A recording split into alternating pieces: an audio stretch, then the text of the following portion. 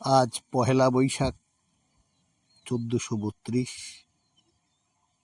ইংরাজি 15 এপ্রিল 2025। আজ সারা বিশ্ব মানবতাবাদের নিকট আমার অকৃত্রিম ভালোবাসার শ্রদ্ধার্ঘ নিবেদন করলাম।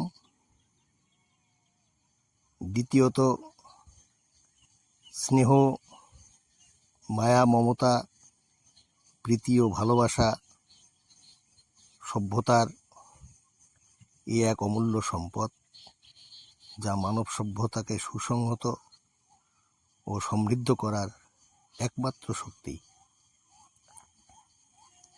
তৃতীয়ত, স্নেহ, ভালোবাসা, পারস্পরিক শ্রদ্ধা, সম্মান, বিশ্বাস, স্বচ্ছতা, নীতি নৈতিকতা,